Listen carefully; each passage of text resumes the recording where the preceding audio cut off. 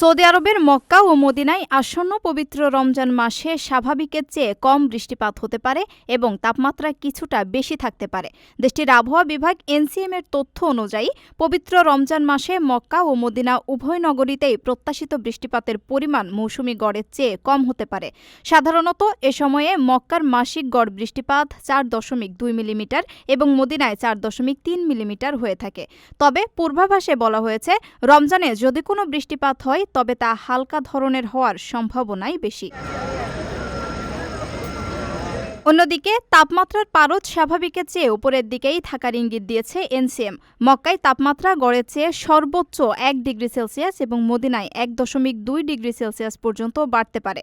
ঐতিহাসিকভাবে রমজান মাসে মক্কায় গড় তাপমাত্রা থাকে প্রায় 26.8 ডিগ্রি সেলসিয়াস এবং মদিনায় 23.1 ডিগ্রি সেলসিয়াস।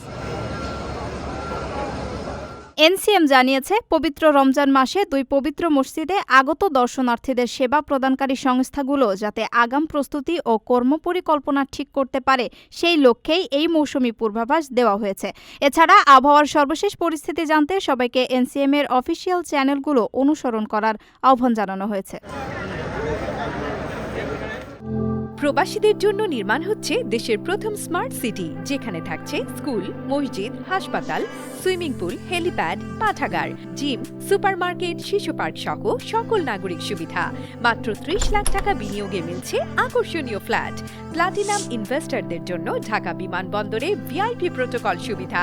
বিস্তারিত জানতে যোগাযোগ করুন স্ক্রিনে দেয়া হোয়াটসঅ্যাপ অথবা ইমো নাম্বারে।